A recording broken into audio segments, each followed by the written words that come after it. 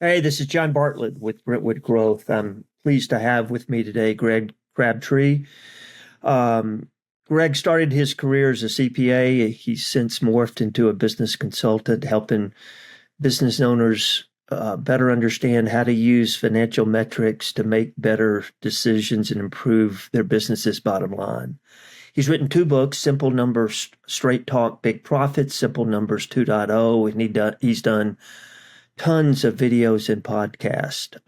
Greg's approach is very unique in the way that he wants owners to think about their business. I've read and studied both of his books multiple times. I should put a copy of them up here, Greg. They're underlined and they're Yeah. bookmarked, and I've got tags coming out of them. I've watched hours and hours of the videos that you've done, and I've become a huge fan. We've partnered with Greg's firm, and we've got a couple of service offerings that we're rolling out with some of Greg's partners, and we're excited to bring that to the market. I'm a huge fan, Greg, and I'm excited about having you today. Thanks very much for doing this. Yeah, I really appreciate it. Anytime.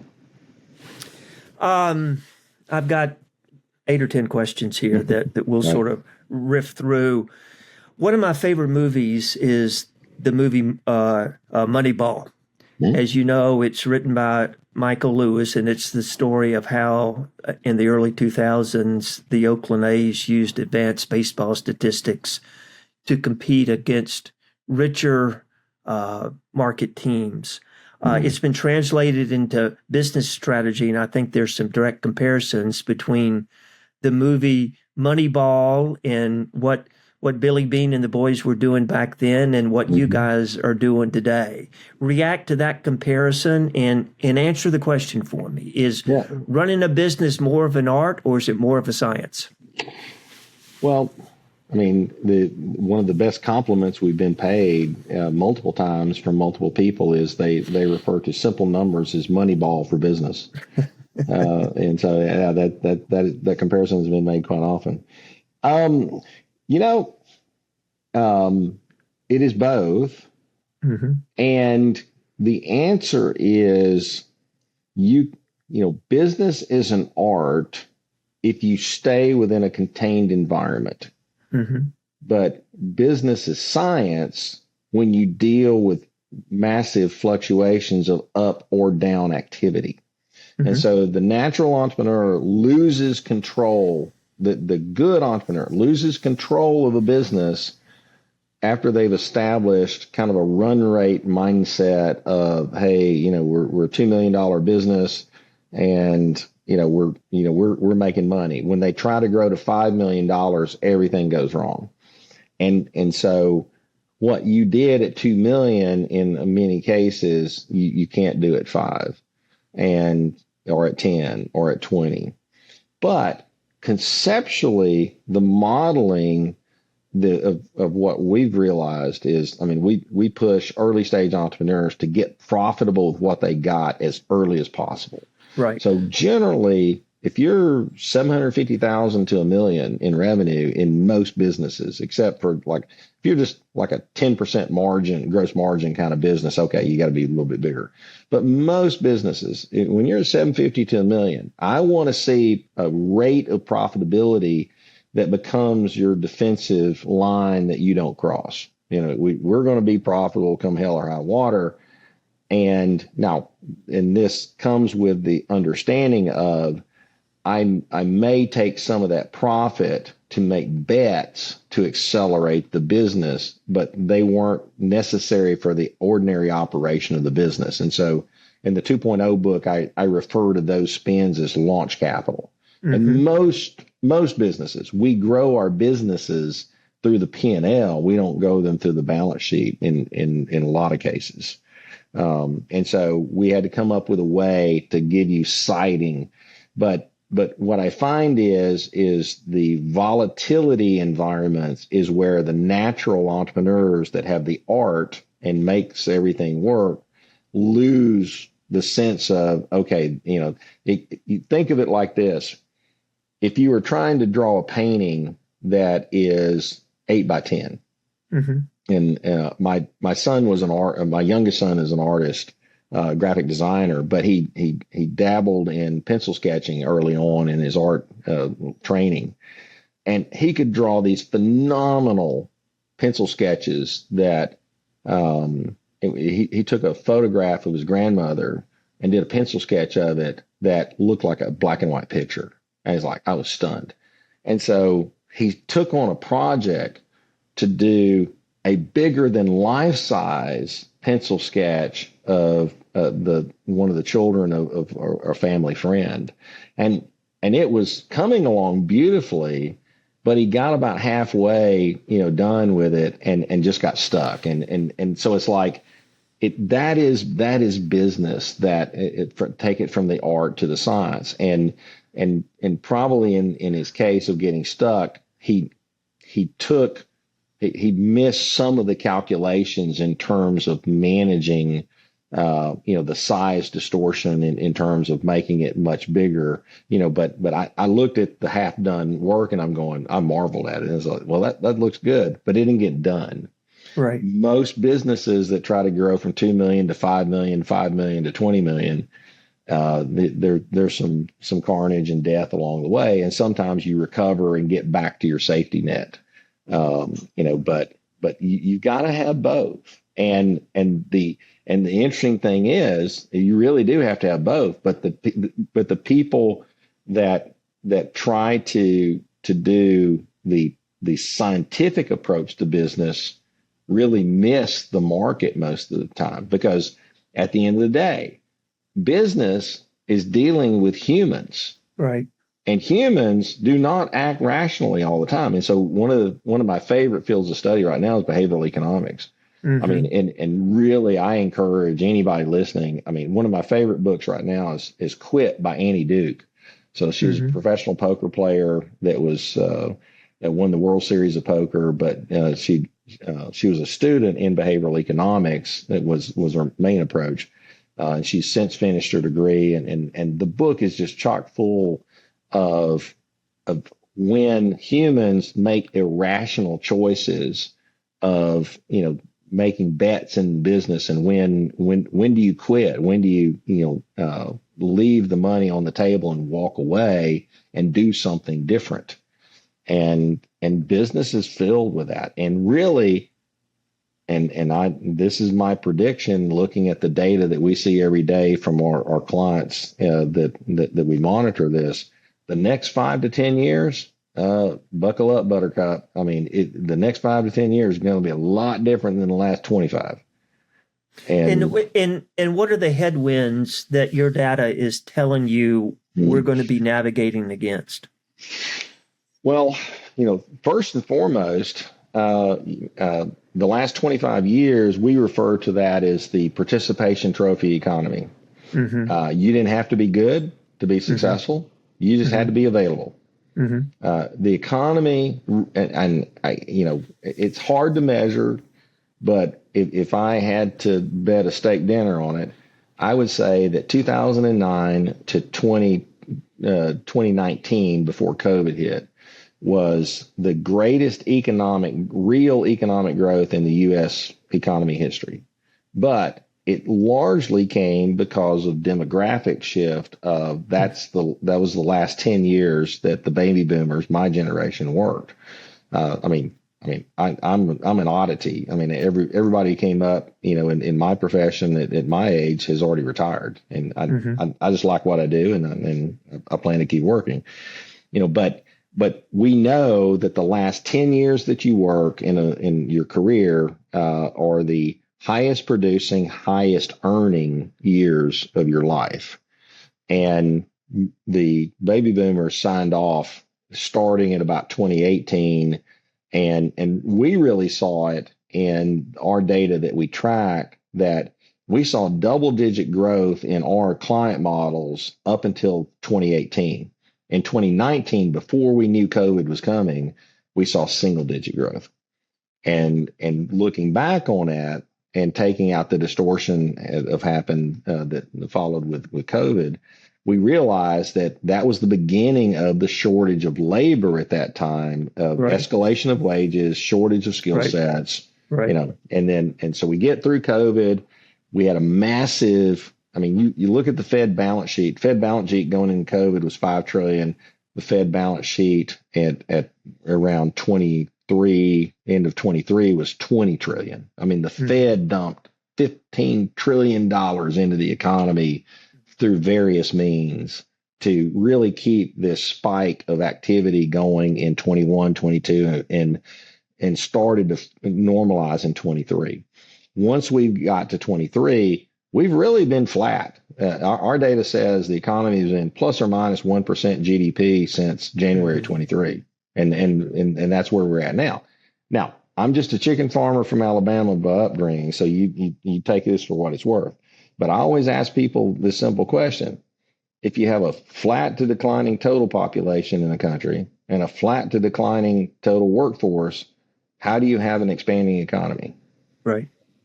And now you don't have to have an expanding economy to have a good economy. Realistically, we're at pretty good employment levels, but in the last 7 months, here's a couple of data points, for your audience to stick in their head. We've had over 1 million people self-deport that, yes, they did a bad thing by coming here illegally, but that 1 million people were producing and consuming. So,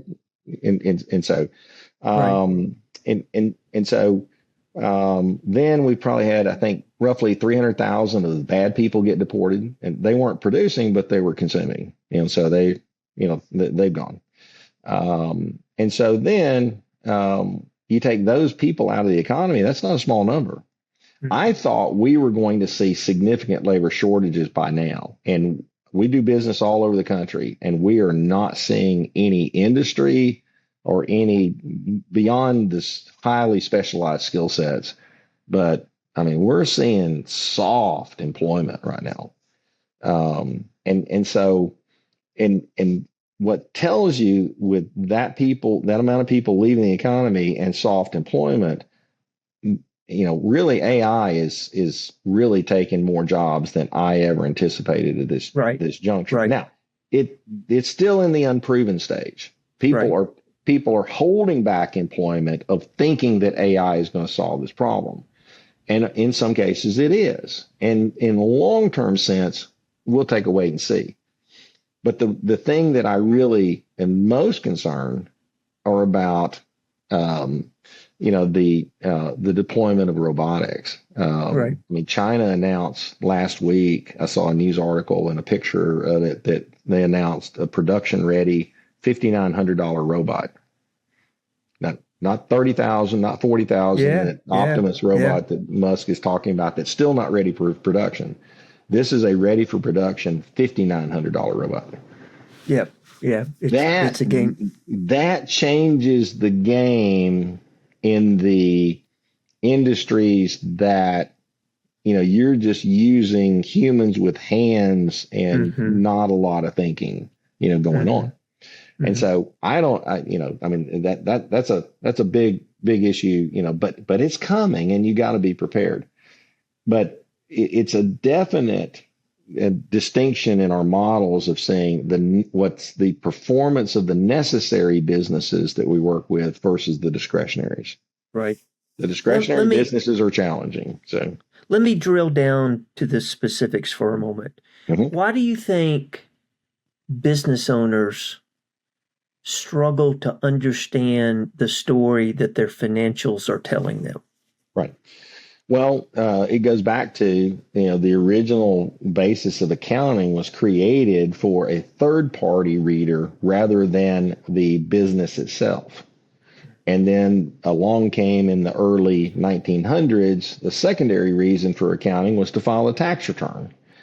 The accounting profession seems to have lost sight of, well, what about the business to actually run a business, correctly? And really, there's 3 needs of accounting data. And I perceive the highest need is to tell me the story of what's happening, that I can confirm with what my eyes and gut are seeing and feeling about the business. But traditional accounting structure, it is not structured that way. We start with a reporting of ins and outs.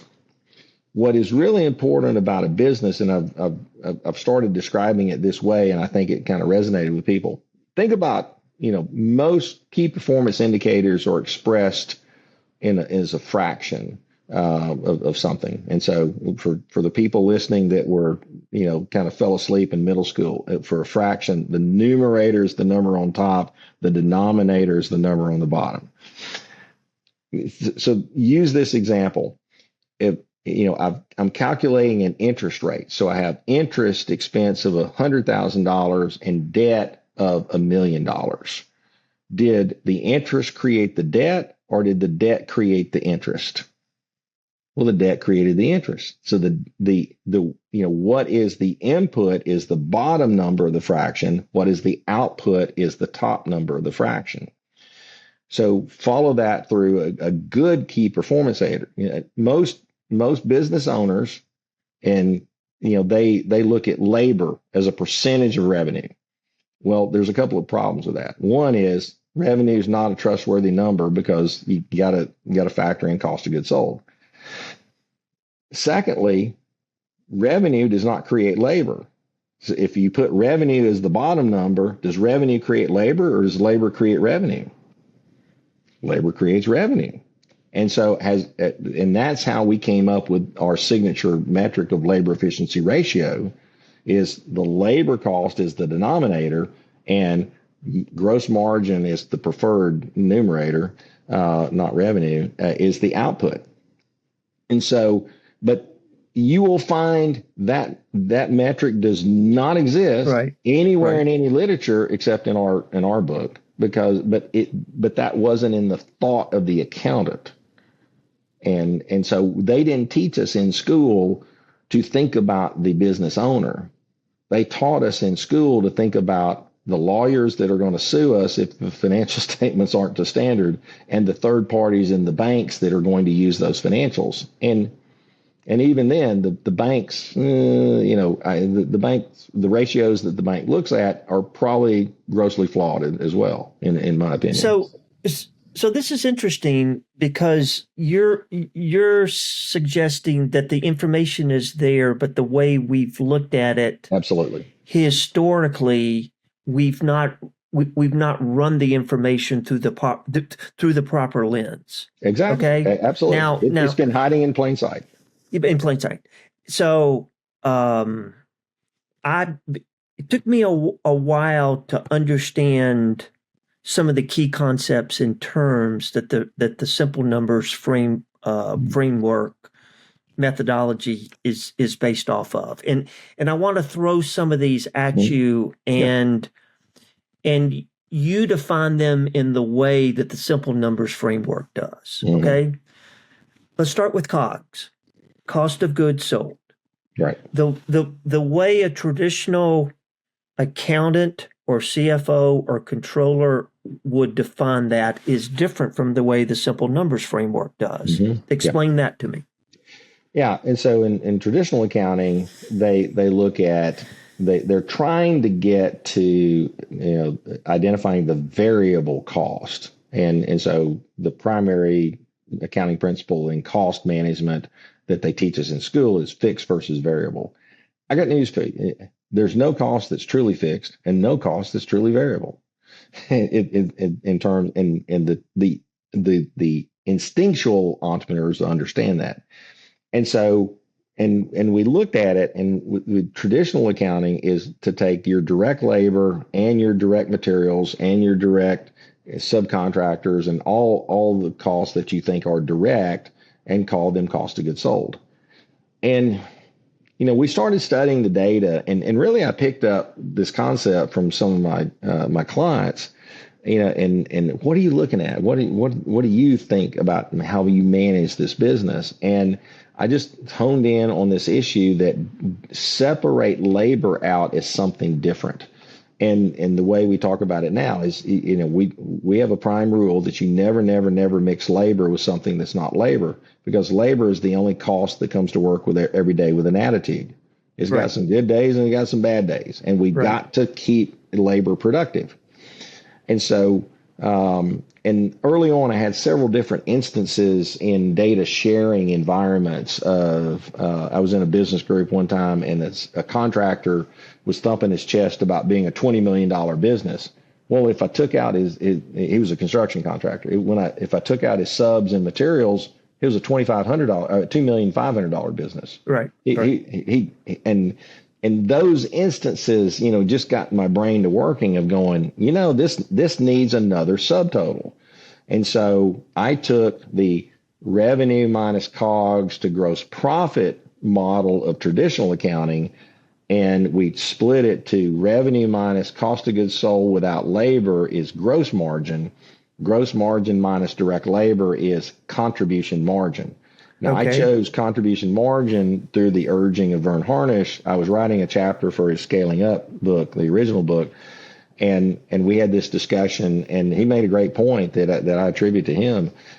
He said gross profit is a confusing term because people think that is net income, and it's not. It's just a subtotal. And he suggested using another term. And so and I'd already used gross margin, obviously, to the first step. And so I called it contribution margin. And that term is loosely used, but it's not tightly defined in accounting literature. And so I could define it for simple numbers terminology. And so those three numbers, and I tell groups, you spend 90% of your management time on looking at revenue, COGS, and direct labor. That is the big three buckets that you want to look at. But you want to look at gross margin as the true economic top line of your business, not revenue. Revenue is just a starting point for math.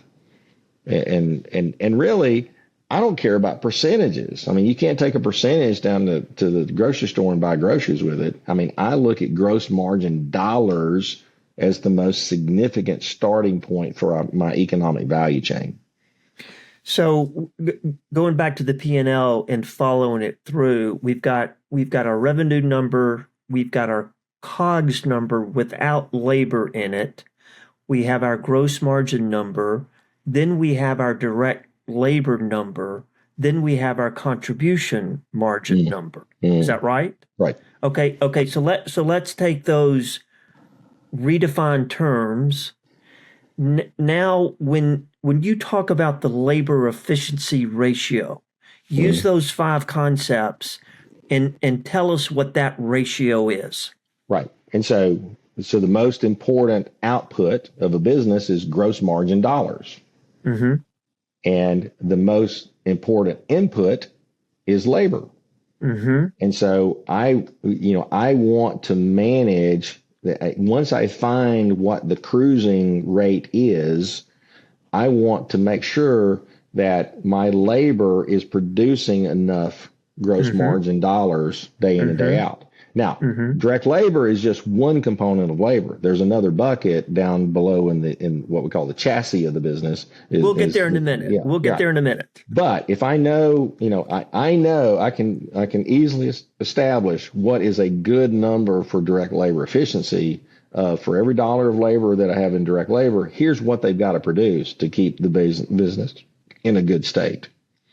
And so you've got your numerator and you've got your denominator. Mm-hmm. And given the work that you've done with your clients, where should that ratio fall? So direct labor efficiency is going to vary by industry. Mm-hmm. So a rough rule of thumb, if your hourly wages in the $15 to $20 an hour, you're going to have a much higher leverage of that labor because lower wage labor generally needs a more hefty management structure to keep them on task and managed. Mm-hmm. If I swing to the more expensive direct labor of professional businesses, of higher paid people, I'm going to have a lower labor efficiency ratio for direct, but a higher labor efficiency ratio for management, that I spend less dollars of management for managing accountants, attorneys, engineers. Direct labor and management labor always play off of each other. And Right. so think of it like this. So there's a total labor efficiency ratio that that is a more that is a metric that more businesses are very closely tied, but they Mm-hmm. get there different ways. Right. Right. And so, but think of it like this: if you spend expensive money for direct labor, Right. you got less budget for management. You spend less money on direct labor, you got to have more expense on management. So the majority of our clients are in the blue collar trade Right. industries: HVAC, plumbing, electrical, roofing, garage Right. door, lawn care, pools. Mm. And so where would you think their direct labor efficiency ratio should fall? Is it within a certain range? It could vary. So it of all of the industries that you just named, Mm-hmm. the total labor efficiency ratio is a 2 Okay, for it's all a of us. two. Okay, It's a 2. okay, And so okay. think of the two total labor efficiency ratio, gross margin divided by all labor. Mm-hmm. It is your decision, and you can win either way, but you have to stay true to the plan. You can win with cheaper direct labor than your competitors, but you have to compensate with management. You can win with more expensive direct labor than your competitors, but you have to have less management dollars. And Okay. so like in good example, I mean, we got a mastermind group in the HVAC industry. Their total LER is a 2 with one exception. If you're a union shop, Got if it. you're a union shop, it's a Got it. 2.5. Got Okay. it. That's Got the it. only difference. But within that same group, we've got some people at a 2.75 direct LER who's hitting the 2, and we've got some people at 3.25 hitting the total LER of 2. But the compensating effect is in Right. management Right. labor. Right. Right. Right. Okay. Let's keep going down the P&L. So Mm-hmm. we got the contribution margin. Now we're down within the OpEx bucket. Mm-hmm. You want us to look at the OpEx. There are five different categories within the OpEx that you want those categorized into. What are those five? Yeah. And so once again, I go back to forget about fixed and variable cost. Mm-hmm. We design the simple numbers P&L based on Mm-hmm. functional cost. Mm-hmm. And so up in the top of the engine of revenue, COGS, and direct Mm-hmm. labor, the five magic buckets of the chassis of the business is facilities, rent, utilities, repairs and maintenance, IT, telecommunications. Basically think of the infrastructure of the business.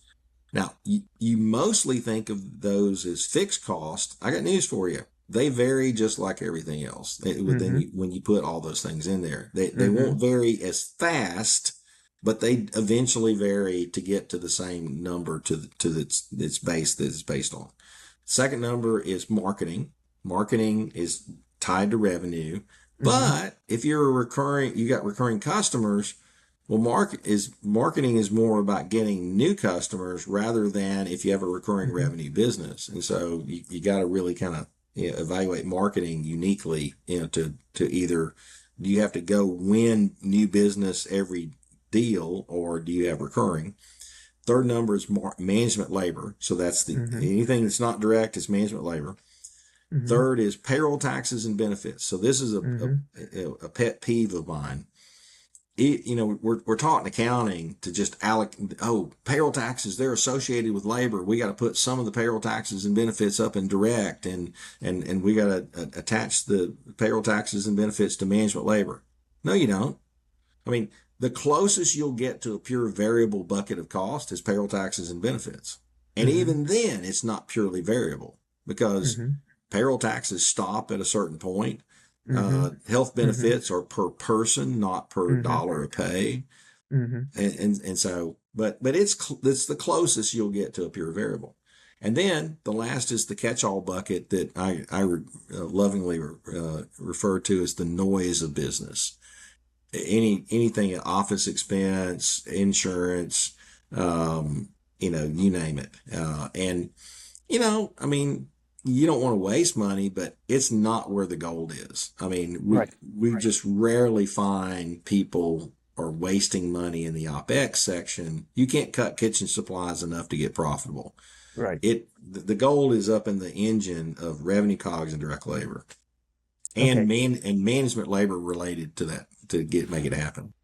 Okay, let's pick up on that management labor to make it happen. Mhm. You then want us to look at the management efficiency ratio. Explain what Exactly. that is. Yeah. And so we hold direct labor accountable to gross margin, but Right. we hold management labor accountable to contribution margin Right. after COGS, after direct labor, because management has three responsibilities. I got to drive revenue. I got to manage the efficiency of direct cost of goods sold, and I got to manage the output of direct labor. I got three jobs. I can't focus on one to the detriment of the other two. And we see that all the time. You may have a rock star of winning work, but they can't get it out the door. We have a rock star of getting things out the door, but they wouldn't know a new project if it was standing in front of them. And I'll give you a great example. So, client of ours right now is in the renovation business, a contractor, and they're struggling because they've sold plenty of work. They've got the cash of the deposits waiting for the projects to be done, but they've got a design group that designs the projects, and they've got the field installation team that installs what the projects they design. And we know from isolating those two groups, the installation team, I mean, you give them the work, they're going to get it done. They're at the exact output ratio if they got the work lined up. It's the designers that's the problem. I mean, and designers have the little artistic, bent to them.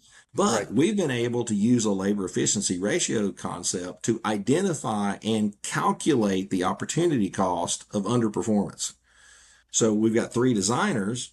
We established a designer labor efficiency ratio of looking at what's the gross margin of the projects that designer worked on divided by that designer's pay. And we looked at all three of them. And the most productive is at $23, and the other two are around 16. Well, therein lies your problem. I mean, you either got to speed it up or you got to get another person. Those people are holding up those people that are handling that piece of the work are keeping your installers that you're committed to pay. You're not going to let the installers go because you can't get the work out of the design. You're just going to accept lower profitability. And when I quantified the opportunity cost that would have fallen directly to the bottom line, that lit a fire under the owner of the business of going, we got to do something about this. This is broken. We got to fix it. So the final number that we get to as we're trailing down the P&L is going to be the net profit number. And let's assume for the time being, if it's okay with you, we're going to look at the net profit number and we're going to compare that. Do you compare that against your revenue number or do you compare it against your gross margin number? And this was the aha. I mean, John, I can't tell you. I mean, business comparability. I mean, what you're doing with the groups that you work with is just powerful. Because when we see groups share data in the same structure, you get rid of all the BS of going, well, we do it this way. We do it. It's like, stop it. You're all the same. But it took taking revenue minus COGS to get to gross margin. When you put profit to gross margin and everybody on that same metric, oh my goodness. I mean, you just pull back the curtain and you see the Wizard of Oz is just an old man sitting there faking it out. Apples to apples comparison. Yeah, absolutely. And here's a good contractor example. So most of the similar contractors in this renovation group that we work with, their gross margin is roughly 40 to 45%.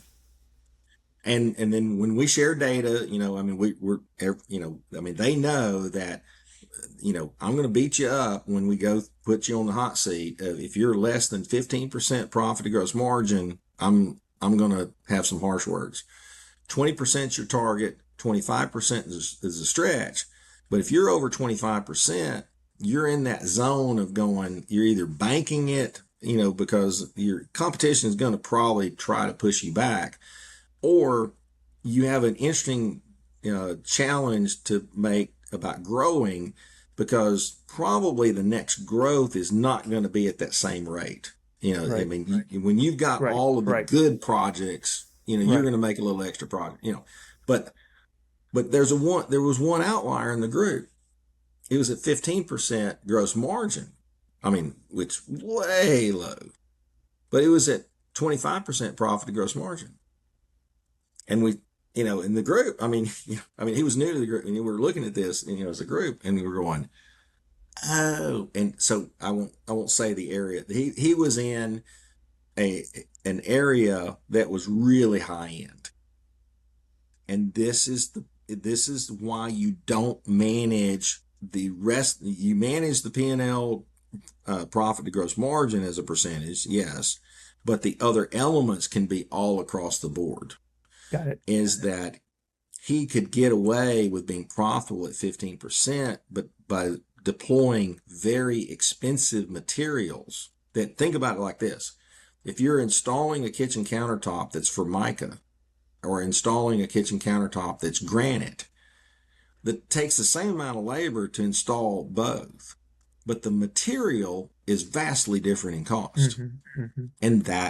And that was created the distortion. If he tried to run his business in that market at a 40% gross margin, he'd fail.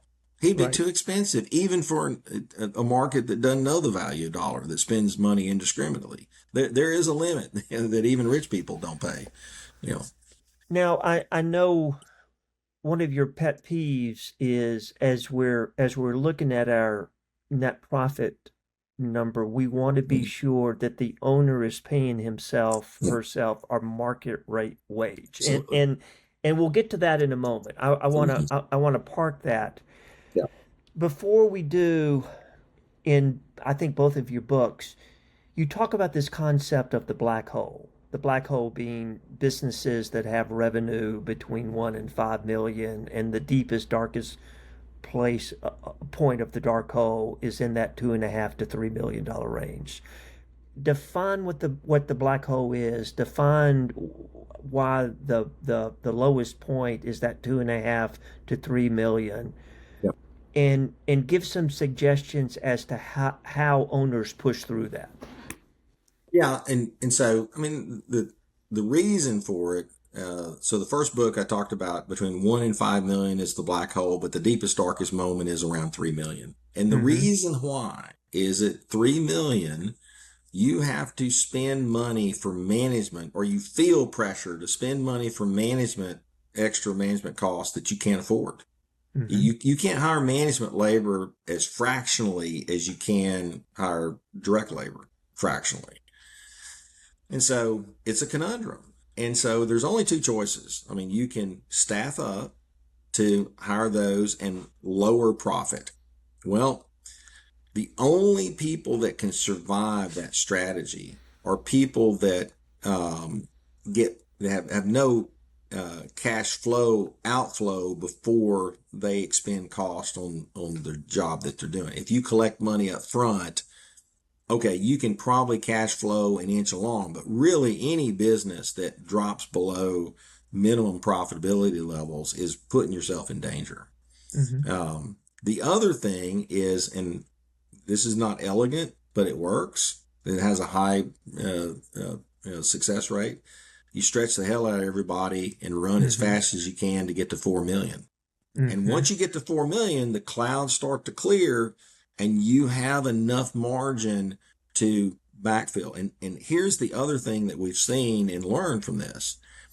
When you are looking at it, facing it to try, before you go through it, you're making a guess as to what skill set that you need to add to the management team. If you stretch your current people to get through it and backfill, you have a more certainty of what you need to backfill. I can't tell you how many people who try to preload. I mean, and you see this in the startup fields all along. I mean, there's classic failures in startup businesses that hired the management team before they had the work because, oh, we're going to need it and we're funded. And they're just just a mess. I mean, in terms of infighting and all those things, because they really didn't know what they needed. They thought oh, you need all these positions. Well, maybe not, Right. but if you stretch and backfill, you actually are much more clear to the need of the organization and far more innovative. And I will tell you, one of the biggest areas of cost innovation right now is management structure. We are rewriting the rules of management structure as we speak right now. Okay, so traditional org charts management structures, Mhm, you've got a CEO, you've got a COO, you've got a head mhm. of marketing, a head of sales, a head of ops, a head of finance, a head of HR, a head of IT, a head of field management, if you will. How is that being redefined? So, one of my pet peeves is you don't really have any C titles until you probably at least $10 million of revenue. So quit giving out C titles when you're a small business because you're just hurting your pay structure and your Mm-hmm. what we call the salary economy within your own Mm-hmm. business. Mm-hmm. So Mm-hmm. stop that in first. But you know, we've got a lot of clients who don't have all those seats filled, and they will tell you right out that they don't need to fill those seats. Right. And it varies because it you fill the seats that your strategy needs, not what somebody says that, oh, this is the traditional structure. Management structures are as broad as the day is long. And I'm telling you, I mean, we got companies that are 50 million, that, have found, very creative ways to get it done and be far more profitable and not burdened down with somebody carrying a title that doesn't actually really do anything. And one of the big innovations that we see in management is management that has a productive element to it rather than positional element. And so a lot of the titles that you named off are positions, Right. but are they really active? Are they really Right. hands on? Right. Right. Right. Yeah. At the end of And well, and your then, and let me say this to this point. One of the roles that I think is one of the newer roles in the current management structure that is powerful is I call it a coordinator. And so I define mm, as a coordinator is eyes on everyone, boss of no one. got it. Got it. And Got it. I'm telling you, if you may not need a COO if you have a good Right. coordinator that Right. is Right. just managing the Got it. traffic. That's good. That's Yeah. good. At the end of the first book, you talk about the 10 keys of success. You sort of summarize everything in a page and a half or something. I'm gonna quickly riff through these 10 because I think it sort of summarizes everything and give me a sentence or two of how you're categorizing this point. First point, owners need to get their compensation right. Absolutely. Because What are you you can't, saying? What are you saying there? you're not looking at financial truth, Right. your bottom line. And so you do not need to make mental Olympic adjustments to the data. You are giving yourself an excuse to underperform. 100% of the time, we have never failed at this. When we get owners to raise their pay aggressive to the upper end of market pay, they make more salary and more profit because they're looking at truth. And this is human behavior that causes this. You will respond to the data that is put in front of you. Owners need to pay themselves a market rate wage. Mm. Point number two, the new break even is 10%. So that has evolved because in the 2.0 book, we've really more focused on profit to gross margin. And so Mm-hmm. that 10% is the new break even. is true for about 70% of the businesses. But if you get into businesses that have heavier cost of goods sold, that numbers get squishy. And so I can give you an exact target because of profit to gross margin. And so if I was writing that statement today, I would say minimum is 15% profit to gross margin, target is 20, stretch is 25. And that applies to all businesses. Labor efficiency is the key to profitability. I mean, even if the robots are coming, I've had some interesting thoughts about, do I count robot cost as labor? You'll figure that one out. We'll figure it out later. Yeah. But labor is the main input to margin as the output. Absolutely. There are four forces of cash flow: paying taxes, repaying debt, reaching and maintaining core capital targets, which we've not talked about, Right. and taking profit distributions. Absolutely. Expand on that. So the sequencing is critical. And so you don't need to play games with the IRS's money. And so the sequence is set aside the taxes first, make sure the business has the working capital that it needs, and then build to you got to repay debts and any of those kind of cash flows, and fund receivables and inventory if you have those, and then you got to go on a distribution diet until you have the 2 months cash with nothing drawn on a line of credit, and then you get to reap the reward of your business. And realistically, I can kind of even summarize in a simpler terms of, for every dollar of profit, there's three things you do profit. You set aside for taxes, you retain, we call it the 40-30-30 principle. Right. Set aside 40% for taxes, 30% hold until you have excess cash for working capital maintenance, and you can reliably distribute 30% of profits as after-tax distributions. That is really where you want to get to. I want to have a profitable, cash flow positive, dividend generating business, because I'm living off of my market wage, and I'm investing and diversifying my wealth away from the business with that 30% distribution. And hopefully I'll convince you not to consume it, but I don't win that argument. That's another conversation for another day. That's another day. Yeah. Pay taxes as you go. Absolutely. This is a challenge because, the tax prep process gums up the proper sequencing of setting aside cash flow, so that you don't get caught using your tax money to either to distribute and consume, or the business is consuming it.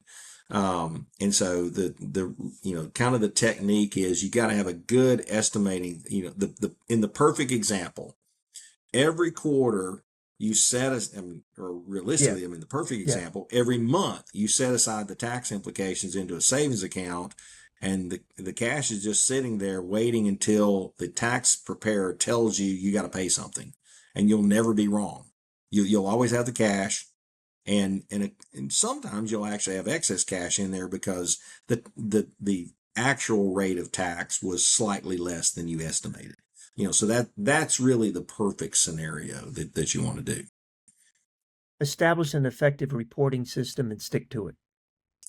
Yeah, so that is getting a lot easier with data systems. Mm-hmm. Now, still, unless you're on like NetSuite and you have a report writer that is gifted, that can mimic kind of our structure, you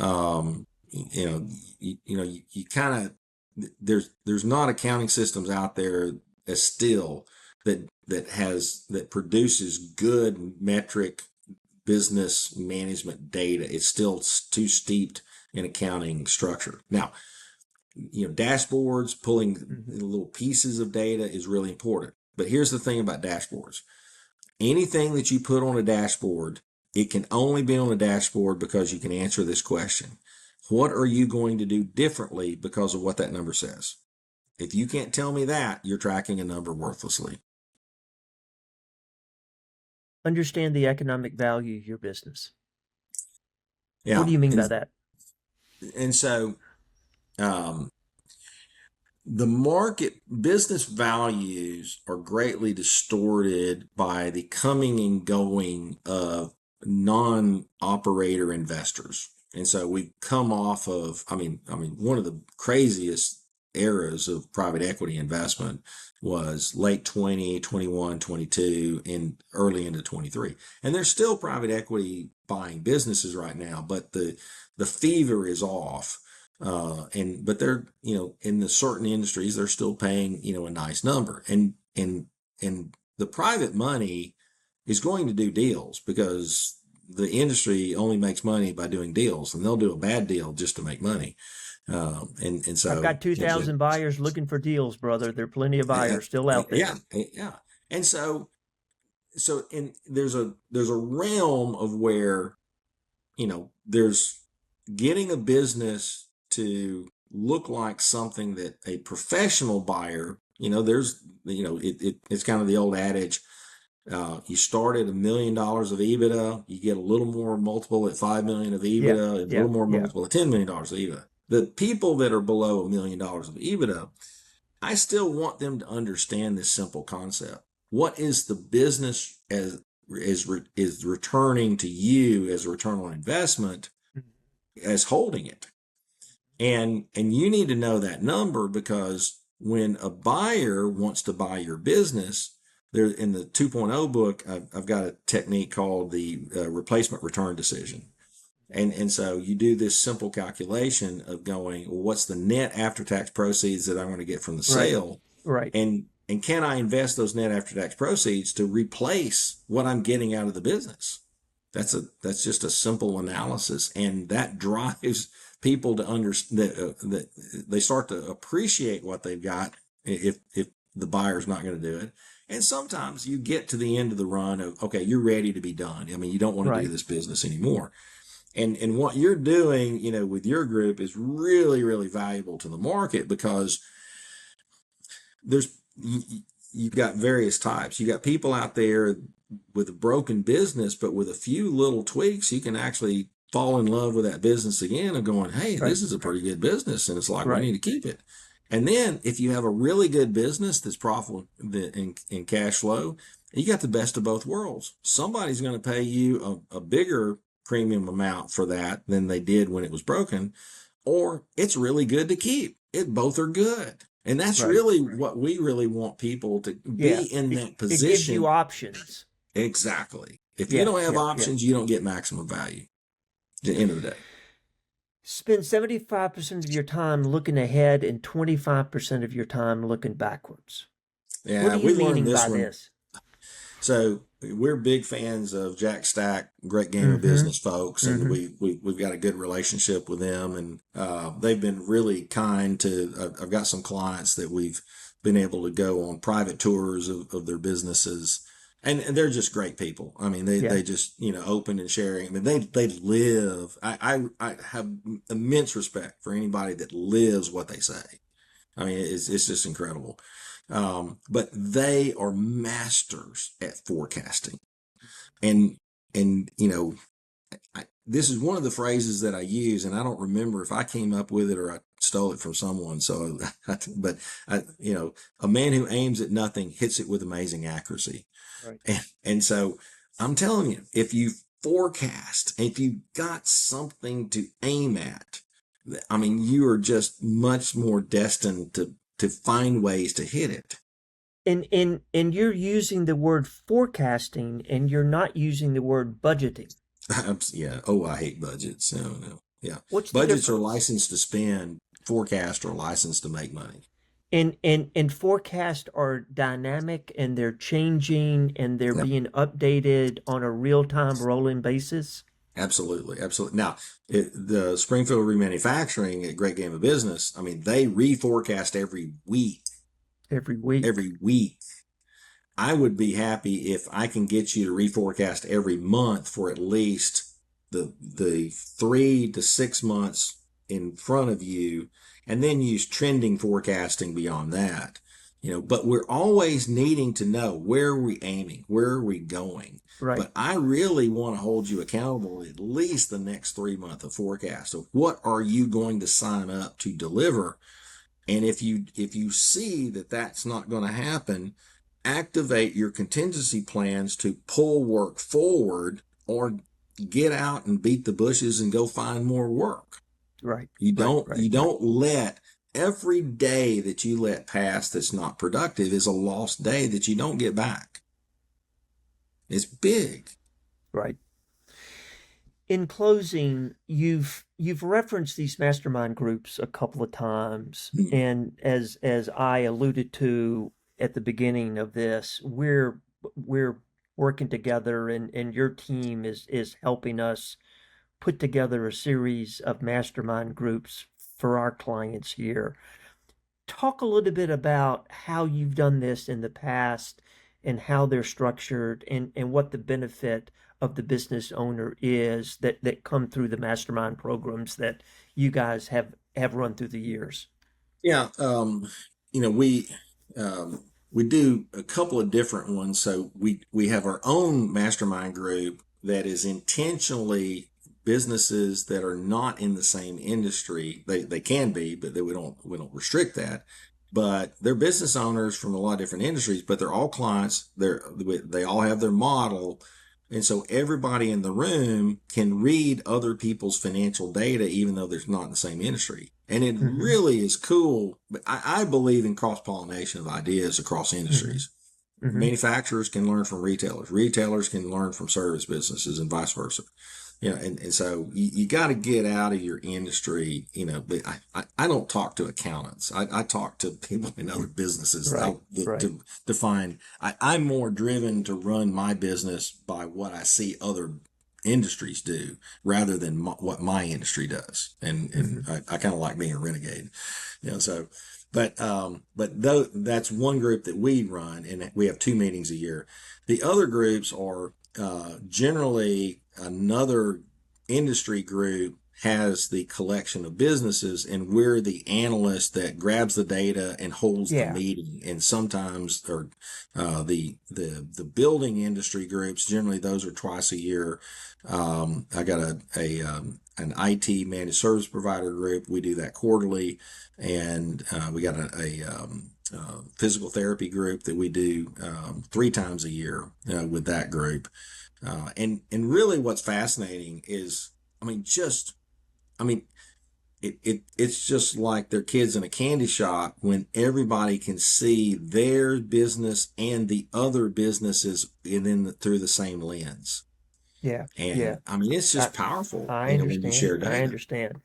The way we're going to run ours with your group is it's actually going to meet on a monthly basis. And one of the benefits that I think the participants will get out of it is, effectively, your group is performing the role of a fractional CFO for them. And so many of these smaller businesses that have revenue between 1 and 5 million, even if their books are in order and they're closing them on a timely basis and they're accurate when they close, the business owner doesn't have that strategic CFO that's helping him analyze the data, as you're saying, 25% on a historical basis and 75% on a go-forward basis. And so we're dropping that level of support into these businesses. Yeah, and it doesn't take long. No. Our clients that we service every month, we hold a 1 hour call, and we That's can what get this a lot is, brother. done in an hour. That's what this is. Absolutely. Yeah, absolutely. Yeah. And so it goes back to, the fractional CFO is a term that I struggle with, because it is the closest near definition to what we do, but I don't think that is all they do. But actually, it is an overused term, because most people doing fractional CFO work, they're actually doing controller work 90% of the time, and a little bit of, there's not what that this much is. strategic work to do. Right. Yeah, Right. And absolutely. so if you didn't want to label it fractional CFO, what's a better phrase to call it, do you think? what we do, I would probably most refer to what we do as profitability consulting. Oh, that's beautiful, man. Yeah. Yep. Because we fundamentally believe, you got to make a profit to Right. survive. We're not Right. back in the .com era. You could get away with losing money because you raise public money and we Yeah. only work with private companies anyway. So, Well, listen, I've overstayed my welcome, and I certainly we enjoy appreciate your it. time. And as I said in the beginning, man, I'm a huge fan. I think the work that you guys are doing, it's so impactful, and I've appreciated the relationship that we formed with your group, and Okay. I look forward Well, to helping as many of our mutual clients out as we can grow more profitable businesses. it's kind of the reason why I haven't retired, because I actually like what I do.